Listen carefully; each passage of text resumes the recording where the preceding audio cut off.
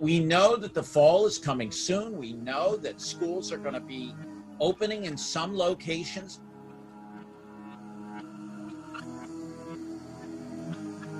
We know that the fall is coming soon. We know that the fall is coming soon.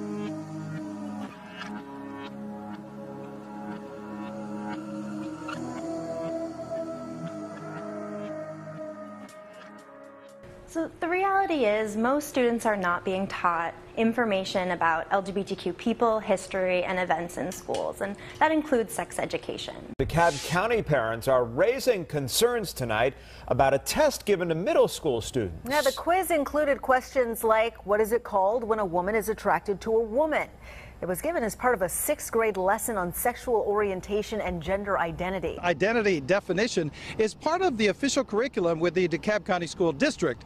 The mother we spoke to says it doesn't matter to her because she believes it's her role to teach her child about sexuality. It has 10 questions asking 6th graders to identify various sexual preferences or identities like gay, lesbian, and transgender. Tonight, a school district in Ventura County will start teaching gender diversity in grades kindergarten through 5th grade.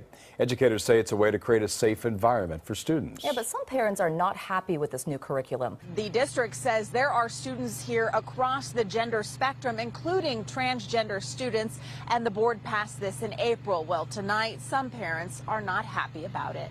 In case are not happy with what they're introducing because we feel that it's very inappropriate for kids that age, namely our son. He's in 2nd grade. Some parents are against Oak Park Unified School District's new kindergarten through 5th grade gender diversity program that teaches kids based on their age about expressions of gender, including male and female, non-binary, and transgender. There might be some confusion getting into kids' minds. I mean, that's what I think.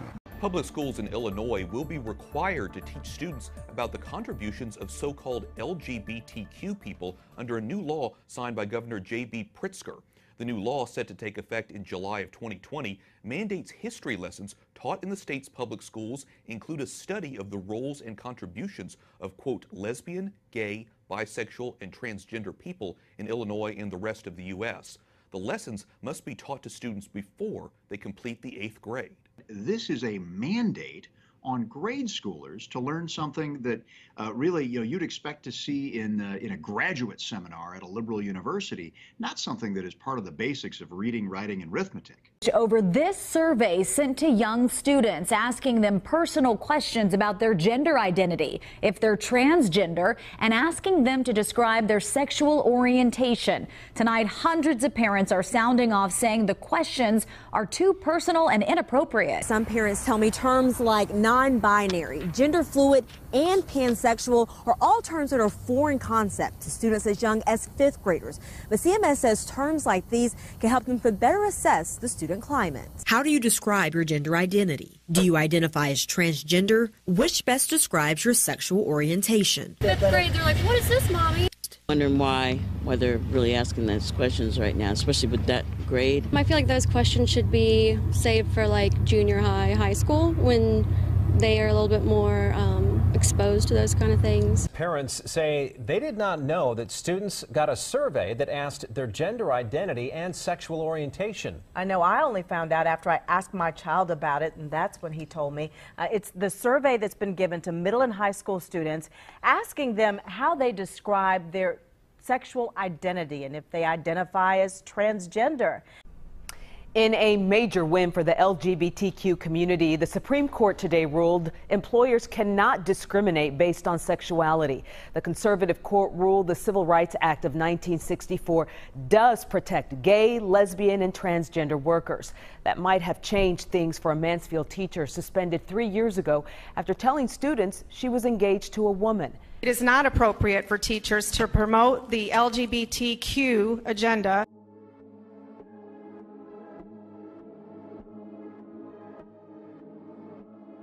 Kids are being used as guinea pigs for reopening the economy. Classrooms are allowed to reopen this fall. But once open, students and staff will have to wear masks and social distance, among other requirements.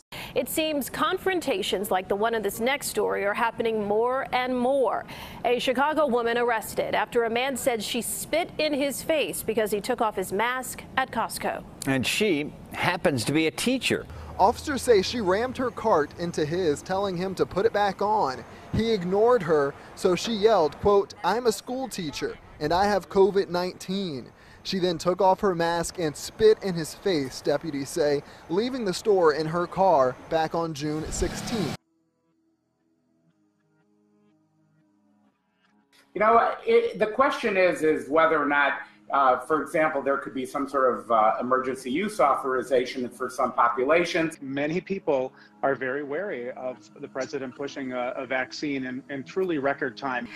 It will be first offered to frontline healthcare workers, but actually large-scale trials will only begin after the slated approval. That decision is raising widespread concerns that the safety of the vaccine might be compromised in an effort to be the first country in the world to get a vaccine approved.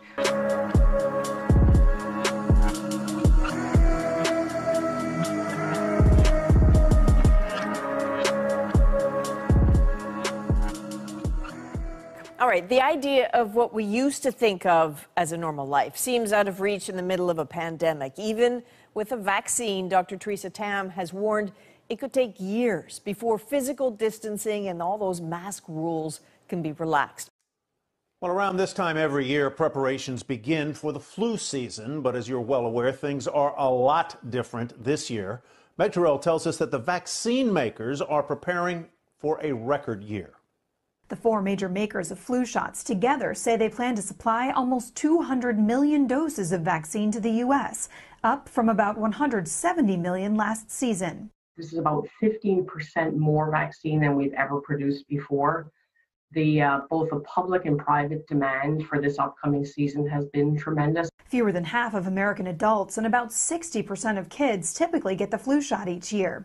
Now, public health officials say they plan an even greater push for vaccination this year amid the COVID-19 pandemic. Ask people if they'll be first in line to get a COVID-19 vaccine. I get the flu shot every year, so why wouldn't I get a vaccine if there is one? I don't know if it's going to cause any complications later. I want to know what would be in the vaccine. And responses are all over the map. I guess it's just, you don't want to be the first, you know.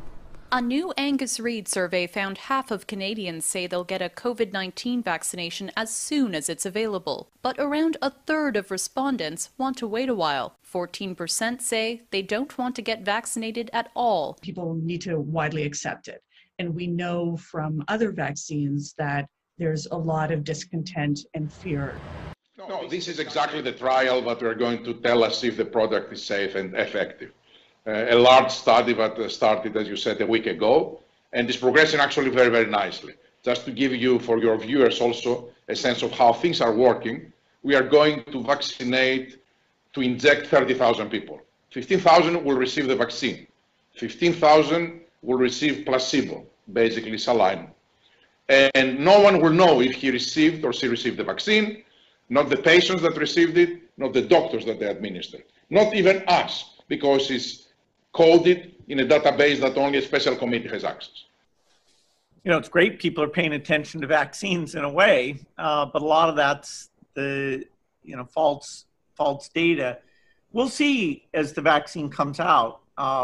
We don't need absolutely everyone to take it, but we need a pretty high percentage to take it to get the protection that eventually brings this epidemic to an end. And on the other hand, we're still just putting our heads down and doing the work. It doesn't change our daily life to have those conspiracy theories out there. We know they're not true. They certainly come up a little bit with the kids in the household. By the way, we do have our son came home early from college, and unfortunately for him. That conversation comes up, but it doesn't change what we do on a day-to-day basis, luckily.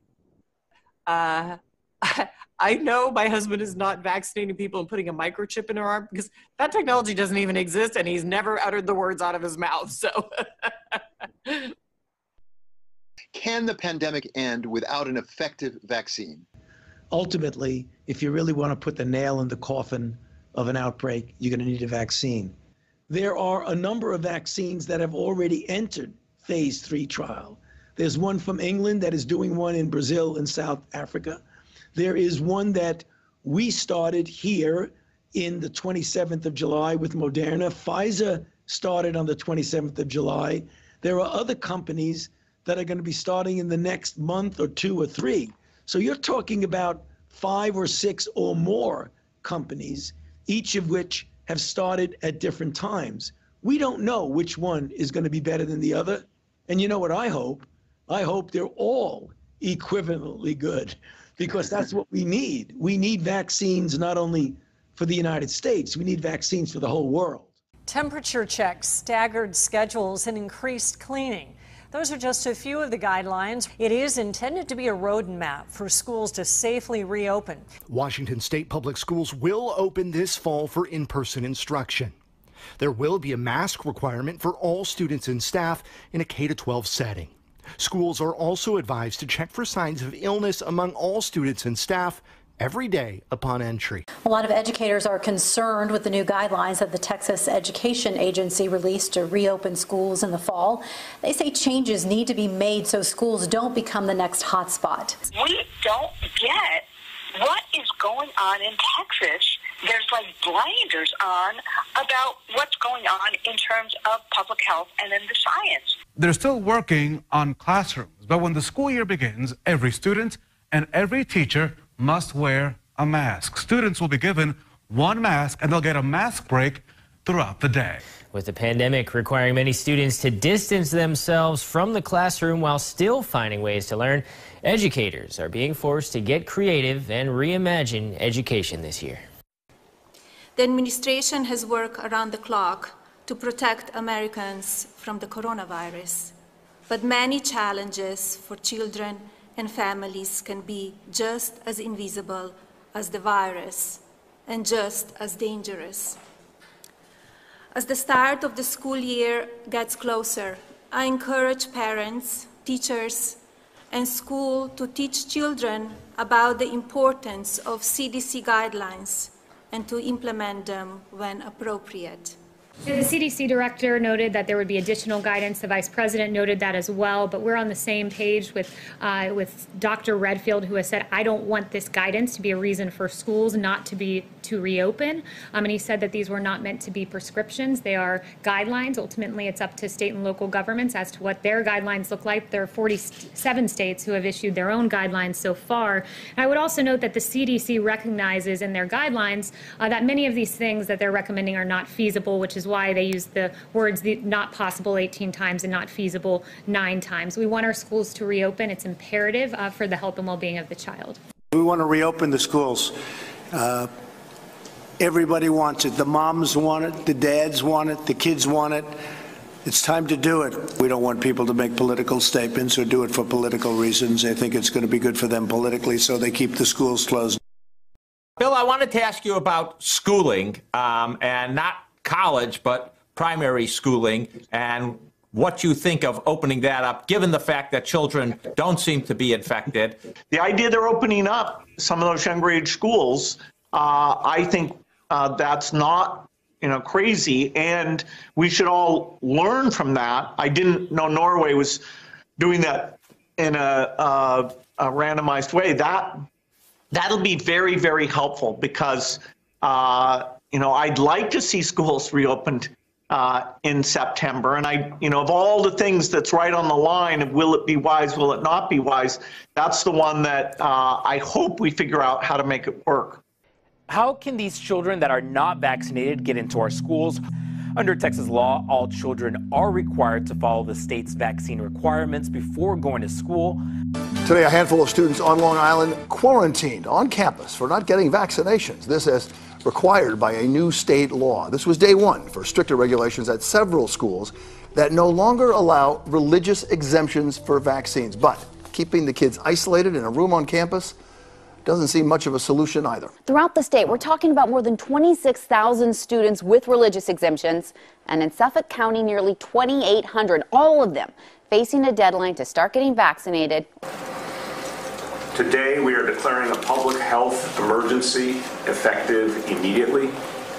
This will mandate vaccines for people living in the affected area. The Department of Health will issue violations and fines to people who remain unvaccinated.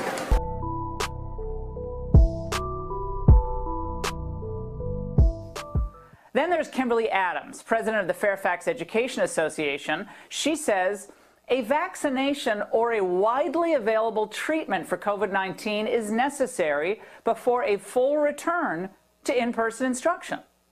In this case, that the idea of having treatments available or a vaccine to facilitate the re-entry of students into the fall term would be something that would be a bit of a bridge too far. Even at the top speed we're going, we don't see a vaccine playing in the ability of individuals to get back to school this term.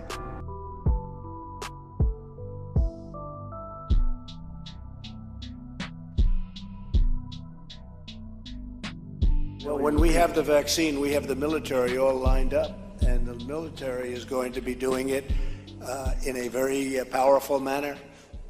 These are people that don't usually do vaccines. They do soldiers and they do lots of other things that frankly are more difficult. But we have our general, and logistically he's all set.